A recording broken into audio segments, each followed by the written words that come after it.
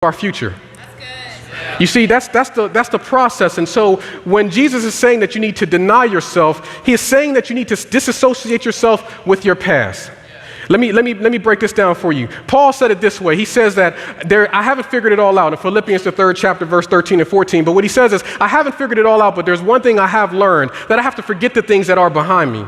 The whole process of forgiving yourself is when you look at the things that you've been through, you look at your journey and you check them at the door. That means the journey of your brokenness. That means the journey of your success. Because you know what can happen? We can often bring our success into our walk with God, and it distorts the way that we see him. You see, if I walk into the presence of God and God tells me that he has a call on my life and I'm still wearing the shoes of my brokenness, I will begin to say to God, you can't use me. I had my son when I was 17 years old, out of wedlock. You couldn't possibly consider using me to be a pastor over young adults. I haven't earned that right. But when I remove my shoes of my past, it gives me the ability to go boldly into what God has called me to do and not allow the condemnation of my mistakes to continue to harp on me. You see, the last thing that the enemy wants, the last thing that the enemy wants is for you to get into a place with God where you're sensitive to what he's doing. Let me break it down to you the way that he did with Moses. In Exodus, the 3rd chapter, verse 5, the Bible tells us that when God had spoke to Moses, the first thing that he said to him is said, remove your shoes because you're standing on holy ground.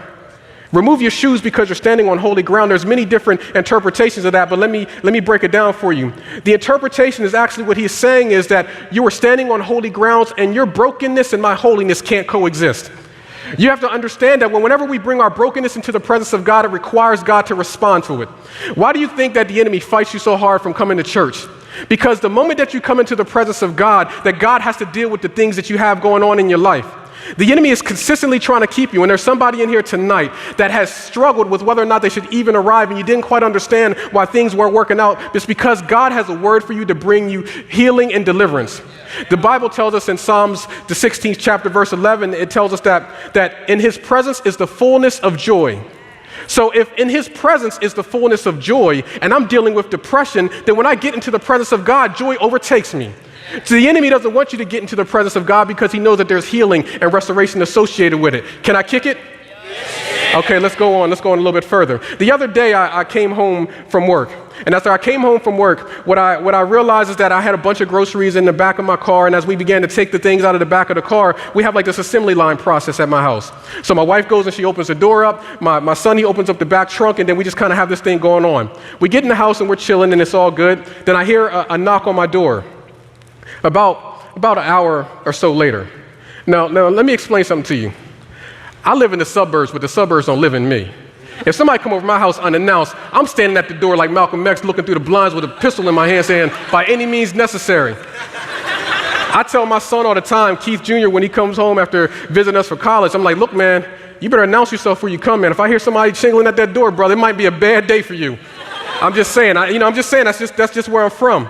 So I heard this knock on my door, and I didn't expect anybody, so I'm looking out the blinds, and I'm telling everybody, like, Def Decon 4. Everybody gets silent, nobody moves. They may have infrared, they may be watching what we're doing. Don't move. I go to the window, I don't see anything. So now I'm starting to stretch, like, okay. And so I see my neighbor begin to walk by. I'm like, oh, okay, that's the neighbor. I open the door up. He's like, hey, man, I'm sorry to interrupt you. I just wanted to let you know that your door is wide open on the passenger side. My door was wide open, and I'm sitting there looking like, oh my God, like how did that even happen? So my immediate response is like, okay, thank you so much, man, let me go handle that. So when I walk outside, at this point I'm relaxed and I'm chilled, and so I don't have any shoes on at this point. I walk outside, and let me tell you something, black folks don't walk around without their shoes on. I just want to be real, that's not something that we commonly do. I've been living in Jacksonville for 7 years now, and it's been maybe about 2 weeks ago I started wearing sandals. We wear Timberland boots all the time. That's just how we roll. So me even walking outside with like no shoes on was a big thing, but as I walk outside, I step on this rock, I'm like, So now I got to pay attention to where I'm stepping. I'm looking around. I see little glass particles, lizards and things all around. I see somebody didn't clean up after their dog. And I'm like, good God, I got to like do this whole matrix step thing just to get to my car door. I look inside to make sure that nothing was stolen, close the door. And I'm like, how did this happen? But what I realized is that when my wife got out, she was expecting to come back. She's always doing this. But she was expecting to come back, but because we got the stuff out of the car, she didn't have to come back and get it. So I closed the door, and once again, I'm walking back, and it's amazing all the things that you see on the ground when you're barefoot. It's amazing the things that you have to watch out where you step when you're barefoot. You see some things that you typically would have just ran right over, because when you got something covering the soles of your feet, you tread right over it. This is what I've learned. When you get numb to the things around you, you end up even leaving open doors for the enemy to come in and ransack your life. That's what happens when we don't have an open and exposed relationship with God. So as I began the process and I close the door and I come back in, you know, when you're sensitive to when you're in the presence of God, that God will lead you to go a direction that you don't think is the most direct place. As I was looking at my front door and me going from my car to my front door, there was a very direct route to go. But there was some crap in the middle of the street that I had to walk around. You see, when you're living in a place where you're sensitive to where God is leading you, he will lead you around some mess that he doesn't want you to step in. He will lead you to not step on some things that could potentially hurt you. But you got to be at a place where you remove the barriers that are keeping you from being sensitive to what's under your feet. The thing that the enemy doesn't want you to do is to know what's under your feet. He wants you to have a relationship with God where you have the most designer and nice shoes on your feet. Because what that means, you won't be aware of what's under your feet. Do you realize that the enemy is under your feet? You have an anointing on your life that the Bible tells you that the Satan himself is under your feet. He's been defeated on the cross. So there's sometimes we have opposition and some challenges in our lives, but the enemy wants to make sure that we're fully booted so we don't know that the enemy is under our feet. But when I'm standing in the presence of God and I remove the past of my brokenness, I remove the past of my success, the past of my failures, I'm able to have a vulnerable relationship with God and know that he's leading me to go some directions that may not be the most ideal. You see, the enemy doesn't want us to be in a relationship with God where we're sensitive to what's under our feet. When God was speaking to Moses, he told him to take off his shoes. I need you to be vulnerable. I need you to be at a place where I can speak with you, where I can connect with you. I want to ask you, are you in a relationship with God where your feet are fully covered? Are you in a relationship with God where your soul is being buffered by your success? Where your soul is being buffered by your failures? I want to let you know that Jesus is here and he wants to provide a divine pedicure for somebody in here to let you know that it's okay for you to be vulnerable and take your shoes off in his presence. Yeah. Amen? So Jesus says, if you want to be one of my followers, the first thing you have to do is deny yourself. Denying yourself simply means letting go of your past, letting go of your mistakes, letting go of your success. Deny yourself. The next thing that Jesus says is he says that you have to take up the cross. That's the unique thing. He says that you need to take up your cross. Let me paint this picture for you.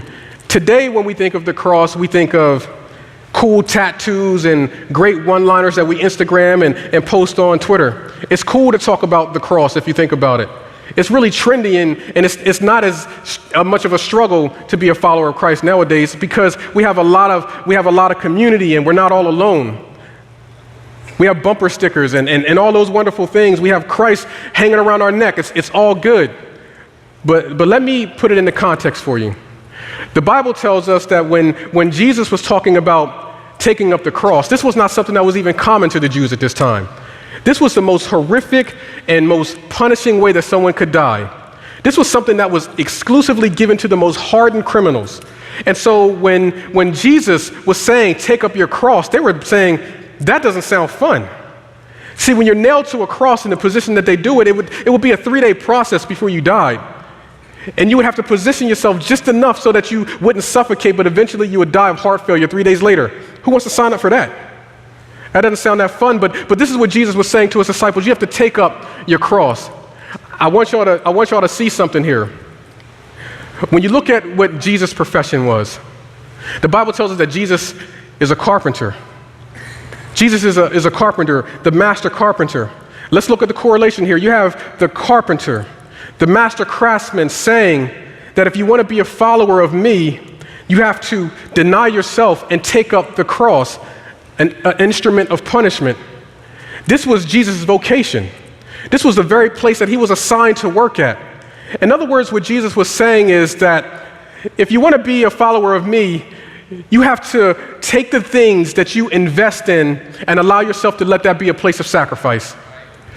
Let me make it a little bit more clear for you. It's fascinating how sometimes we look at our geographic location when it comes to work and ministry and anything else in our lives, and we're saying to ourselves, why am I here? Why am I working under this jerk boss? Why am I dealing with this particular environment? Why do I deal with this relationship where I don't feel as if I'm getting the proper respect? Why am I dealing with some things that doesn't make any sense to me? Why am I here? The Bible tells us in Acts, the 17th chapter and verse 26, it says that it is God who establishes our borders and determines the time that we dwell there. Let me decrystify that for you. What that essentially means is this. It means that it's God who puts you where you are and determines how long you're there. So what we find is that no matter where you are, no matter what your work relationship is, no matter what's going on in your life, the reality is that it may be a problem for you, but when you add Jesus to it, you'll find that he's the solution. Jesus says it this way. This very tool, this very cross that is meant to be a symbol of death and destruction, when you add me to it, it produces life. Jesus said in John, the 12th chapter, verse 32, he says it this way. He says, if I be lifted up, I'll draw all men to me. If I'm lifted up, I can draw all men to me. I want y'all to understand what he was saying with this. Can I kick it? Yes. All right, check it out. So what he was saying was Golgotha. That's the place of the skull. This was a very open environment so that when Jesus was going to be crucified, it would be very public. Everyone would be able to see from great distances this Messiah, this man who had all this power, lifted up very publicly and very visually. They would be able to clearly see this man die on the cross. But somehow Jesus was saying that if you elevate me in the areas of suffering, watch how I produce life out of it. What he's saying to you is that some of you are going through some things and don't understand why you're there or what's going on in your life. And he's simply saying, if you elevate me in it, watch me produce life out of it. You may be dealing with some things at your job and you don't even understand why you're there. And Jesus is simply saying, if you elevate me, watch me produce life out of it. There's a supervisor at your job that doesn't know Jesus at all. But if you elevate Christ, even in the midst of your suffering, life will be produced from it.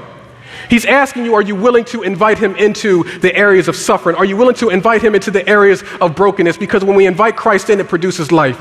It produces freedom. The enemy doesn't want you to do that. He wants you to get frustrated with the realities of you having to move from one location to the next. He wants you to look at the fact that you're in a relationship and you can't make much sense of it. But what you got to ask yourself is, if I lift up Christ in this, can he be glorified? What I found is this. Wherever Jesus is magnified, he is glorified, and the devil will be horrified. He hates to see when God is glorified in your lives. So all he's saying is, are you willing to lift me up in the place of your suffering? What does it mean when Jesus says that you have to take up your cross? The text says your cross. What he's saying is, I need you to elevate me in the place of your discomfort. I need you to lift me up in the areas of your life that you feel that you don't even want to be in anymore. But God has assigned you to be there. There's somebody in your life right now that doesn't know Jesus. They may never go to a church, but if you want to introduce people to Christ, you introduce him through your life. I can reach far more people with my life than I ever can with a mic. And so I have to live what I'm speaking. And so what God is simply saying to you is, when you're in your work environment, will you lift Christ up? When you're looking at your relationships, will you lift Christ up? Will you allow Christ to be seen even in the midst of your discomfort and watch him produce life from it? Amen? This is the great part. As Jesus is talking with his disciples, he says to them, if you want to be a follower of me, this is what it means. It means that you have to deny yourself, be vulnerable, take off your shoes so you can feel my presence and let go of your past. Next, he says you have to take up the cross. Elevate me in the areas of your discomfort. Elevate me in the areas where you don't think that there's any significance. And then the last thing he says is, I need you to follow me. That seems relatively simple as the words flow off of my lips, but let me explain to you what that is. Once again, it's not as simple as watching and clicking a button and say, I'll follow Jesus. It's not that simple. Following Jesus is a commitment. Following Jesus means that you recognize that there is someone who has a better direction for your life than you do.